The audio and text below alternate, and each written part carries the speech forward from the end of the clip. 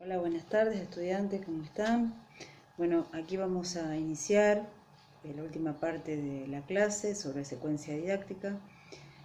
En esta oportunidad vamos a tratar los componentes y voy a explicarles de qué se trata y cómo formular cada uno de ellos, qué tener en cuenta en cada uno de los componentes de la secuencia didáctica.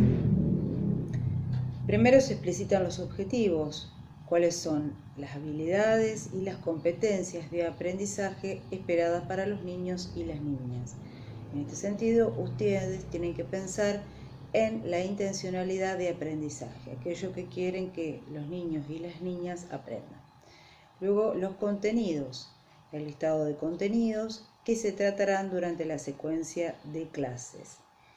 Se menciona la intencionalidad de aprendizaje de esos contenidos. Recuerden que nosotros utilizamos los NAP, los núcleos de aprendizaje prioritarios, y son ejes de contenido, no es un diseño curricular.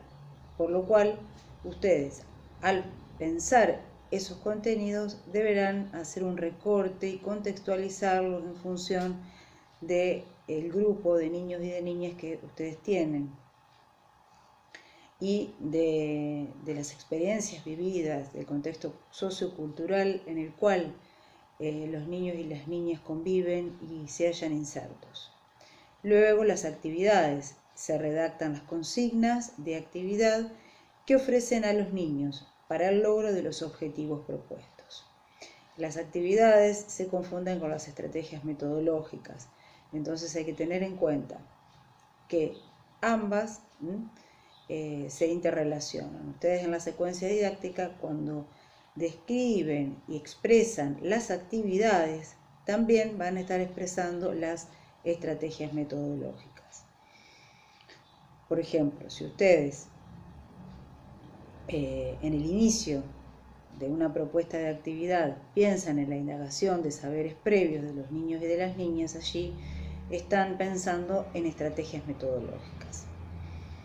Entonces, las actividades son muy importantes y en las secuencias didácticas tienen que estar expresadas, desarrolladas, de manera tal que el lector, ya sea otro docente, otro par, cuando lea sus secuencias didácticas estén claras y se comprendan y reflejen este diseño de actividades, refleje también la puesta en práctica de las mismas. Por lo cual, tenemos que pensar en actividades en el inicio, actividades de inicio, actividades de desarrollo y actividades de cierre. Luego tenemos la evaluación. Se detallan los instrumentos y las estrategias de evaluación que se utilizarán durante la secuencia para valorar si los objetivos de aprendizaje fueron alcanzados. También, aquí esto es muy importante, porque la evaluación, siempre al dejarla hacia el final de la elaboración de una planificación, no se piensa con claridad qué es lo que hay que evaluar, cómo hay que evaluar, qué es lo que hay que tener en cuenta al momento de evaluar, la diferencia de la autoevaluación, de la coevaluación, de la heteroevaluación. Así que en otra próxima clase vamos a tratar específicamente la evaluación y cómo debemos formular la evaluación en la planificación. Eso es fundamental porque después, cuando cerremos un planeamiento, ya sea secuencia didáctica, unidad didáctica o proyecto, debemos de pensar cómo vamos a hacer la evaluación de esa planificación, qué elementos tenemos que tener en cuenta, qué aspectos.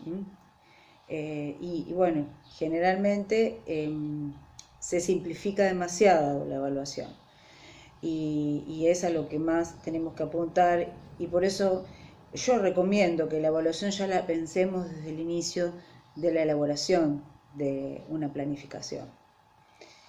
Y luego tenemos los recursos didácticos y tecnológicos que se requieren para el desarrollo de las actividades. Esto es muy importante, pensar en qué recursos vamos a utilizar y qué materiales. Todo esto tiene que ver también con las variables didácticas que estuvimos desarrollando en clases anteriores.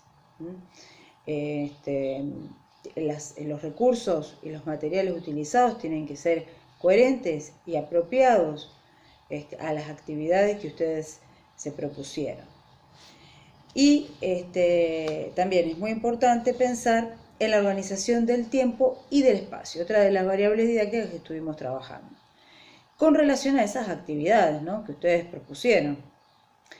Entonces, pensar en cada uno de estos componentes es muy importante, pero más aún que estos componentes reflejen la realidad sociocultural de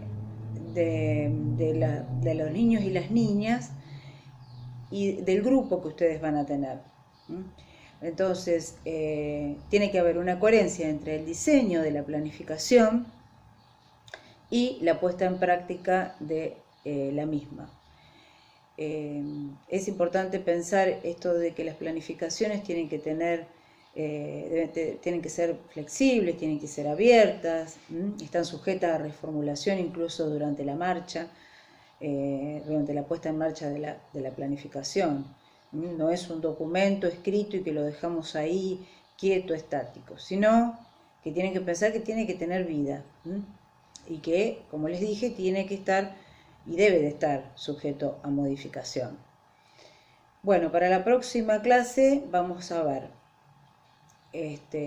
proyectos y unidades didácticas para ver las diferencias entre los componentes y también algunas diferencias sustanciales que tienen que ver con los tiempos y la manera de formular cada uno de esos componentes.